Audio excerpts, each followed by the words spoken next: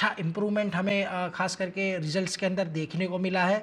Sir क्या कारण रहा ये इम्प्रूवमेंट का और जो बीओपीपी का आपका इम्प्रूवमेंट हुआ है मार्जिन में, वहाँ से कितना सपोर्ट मिला है ग्रोथ को? इसके दो कारण हैं सबसे बड़े। एक तो हमारी स्पेशलिटी ग्रोथ काफी अच्छी रही है। लास्ट ईयर 64% स्पेशलिटी थी, जो कि इस बार 69% रही है। और सेकेंड रीजन, डोमेस्टिक में भी मार्जिन्स का इम्प्रूवमेंट आया है। डिमांड सप्लाई में काफी इम्प्रूवमेंट है, डिमांड में कॉन्टिन्यूस ग्रोथ है, तो दोनों का मिलके इम्पैक्ट है। जी सर। और सर जो फ़िल्म इंडस्ट्री के अंदर हम एक समस्या देख रहे थे सप्लाई को लेकर, क्या वो थोड़ी ईज़ होती हुई दिखी है हमें Q1 के अंदर? कोई वहाँ पर अभी भी कुछ चैलेंजेस आपको लग रहे हैं? देखिए, इसमें दो सेगमेंट्स हैं, एक बीओपीपी है, पॉलिएस्टर है। कॉस्मो जो है मेनली बीओपीपी सेगमेंट में है, जहाँ पे पहले भी बहुत बड़ा चैलेंज नहीं था। डेफिनेटली थोड़ी ओवर सप्लाई जरूर थी। और बीओपीपी में दूसरी चीज क्या होती है कि बहुत तरह की फिल्में होती हैं। तो कुछ फिल्म्स में जरूर चैलेंज आता है, लेकिन ऐसा नहीं रहता कि अक्रॉस द बोर्ड चैलेंज है। पॉलिएस्टर में सेगमेंट्स कंपैरेटिवली कम है और पॉलिएस्टर में चैलेंज भी ज्यादा था। लेकिन हम ये देख रहे हैं कि पॉलिएस्टर में भी क्योंकि डिमांड काफी अच्छी ग्रोथ है, तो उधर भी कंपैरेटिवली डिमांड सप्लाई अब पहले से बेहतर हो रही है। जी। और पंकज सर एक ये चीज़ जानना चाहेंगे, जैसे आपने भी बताया कि आपका स्पेशलिटी सेल्स अच्छा रहा है और Q1 का लगभग 69% जो आपका वॉल्यूम है वो वहाँ से आते हुए देखने को मिला है। सर यहाँ पर अभी FY25 के लिए एक तो सबसे पहले क्या टारगेट रहेगा और ये इससे आपके स्पेशलिटी के मार्जिन अभी कितने आपको अच्छे होते हुए दिखे हैं Q1 के अंदर? हमें लगता है कि हम 75% स्पेशलिटी के नंबर तक ईयर एंड पे पहुंच जाएंगे। और इसमें मार्जिन्स में भी बढ़ोतरी हो रही है, क्योंकि कॉन्टिन्यूसली हम बेटर सेगमेंट्स में आ रहे हैं। दो तीन ऐसे सेगमेंट्स हैं जहां हमारे को कैपेसिटी शॉर्ट हो रही है, तो हम चेक कर रहे हैं कि क्या हम कुछ थोड़ी सी वॉल्यूम्स सब कॉन्ट्रैक्टिंग कर पाएं।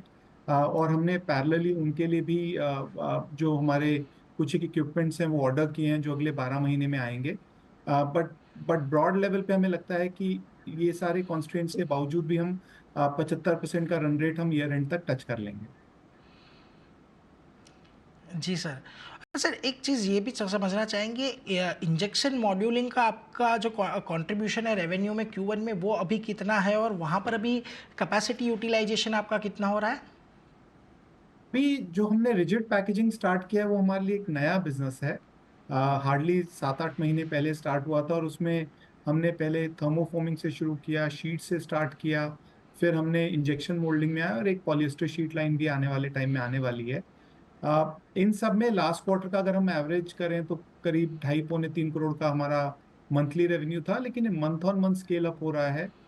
इस क्वार्टर में हमें लगता है कि हम करीब करीब 4 करोड़ की रन रेट पे आ जाएंगे। और अगले क्वार्टर में हम करीब 5 करोड़ के रन रेट पे होंगे। इस बिजनेस का ब्रेक इवन हमारा 5.5 करोड़ का है। और हमें लगता है कि जब हम ये सारे एसेट्स की करीब करीब हमारे को 15 करोड़ की जो हमने इंस्टॉल किए हैं, 15 करोड़ तक का रेवेन्यू का पोटेंशियल है इन एसेट्स का। जी सर। सर एक ज़ीगली के बारे में भी आपकी कमेंट लेना चाहूँगा। आपने मेंशन किया है कि यहाँ पर आप ग्रोथ पे आगे का जो ग्रोथ का लेग आएगा उससे पहले ज़रा 2-3 क्वार्टर आप थोड़ा कंसोलिडेशन पे फोकस करेंगे। सर एग्जैक्टली क्या स्ट्रैटेजी रहेगी यहाँ पर और किस तरीके की ग्रोथ की उम्मीद आप ज़ीगली से रख रहे हैं? तो इसमें हमने पिछले क्वार्टर में काफी सारे एक्शंस लिए हैं, जिसका इम्पैक्ट अगले क्वार्टर में शेयर होल्डर्स को दिखेगा। एक तो हमने जैसे खासकर ऑनलाइन बिजनेस में हम बहुत क्लियर चल रहे हैं कि किन प्रोडक्ट्स पे मार्जिन बन रहा है और किन पे नहीं बन रहा है। तो जिन पे नहीं बन रहा है उधर या तो हम ऑल्टरनेट प्रोडक्ट्स ला रहे हैं या और काफी काम कर रहे हैं। रिटेल सेगमेंट में हमने मार्केटिंग और वेट केयर पे एक बहुत मेजर इनिशिएटिव किया है। पहले हम वेट केयर में सिर्फ ओपीडी सर्विसेज दे रहे थे, अब हम काफी डिफिकल्ट सर्जरीज कर रहे हैं करीब अपने 10 सेंटर्स पे। तो एक पूरा इकोसिस्टम हमने पेट पेरेंट्स के लिए क्रिएट किया है, चाहे वो ऑफलाइन मॉडल हो चाहे ऑनलाइन मॉडल हो। और इसमें प्राइवेट लेबल्स भी हमने कई सारे लॉन्च किए हैं, कुछ सिग्नेचर रेंज लॉन्च की है। तो इन सारी एक्टिविटीज का हमें अगले क्वार्टर में इम्पैक्ट दिखेगा, और फिर Q3 ऑनवर्ड्स हम वापस से रिटेल और ऑनलाइन दोनों में ग्रोथ की जर्नी रीस्टार्ट करेंगे। तो अगले क्वार्टर में हमें दिखना चाहिए कि हमारे करीब क्वार्टरली लॉसेस 3-4 करोड़ कम होंगे इस बिजनेस में। और Q3 से हम अगेन नए आउटलेट्स खोलते जाएंगे, जो अभी हम 24 आउटलेट्स पे हैं। हमारा टारगेट है कि हम ईयर एंड पे 35 से 40 हमारे आउटलेट्स हों इसके, और ऑनलाइन में भी हम काफी स्केल अप करें। जी सर। सर एक आखिरी सवाल आपको डेट के फ्रंट से पूछना चाहूँगा। अप्रॉक्सीमेटली 561 करोड़ का Q1 के अंदर रिपोर्ट किया है सर। यहाँ पर FY25 एंड होते हुए आप क्या नंबर देखेंगे? यहाँ पर कोई कमी बढ़ोतरी का कोई अभी आयोजन है? हमें ऐसा लगता है कि हमारी कंपनी अगले 2 साल में करीब करीब 4,500 करोड़ के रेवेन्यू पे पहुंचेगी। इस साल हमें कहीं भी 3,000 से 3,500 करोड़ का नंबर अचीव करना चाहिए। पहले क्वार्टर में हमने करीब 690 करोड़ किया है। सेकेंड क्वार्टर में हमें 700 करोड़ का नंबर डेफिनेटली क्रॉस करना चाहिए, और विद इन 2 ईयर्स हम 4,500 करोड़ के नंबर के आसपास होंगे। जी सर। सर इसके साथ ही बहुत-बहुत शुक्रिया सर हमारे साथ जुड़ने के लिए और ये पूरी क्वार्टरली अपडेट हमारे साथ शेयर करने के लिए। और सर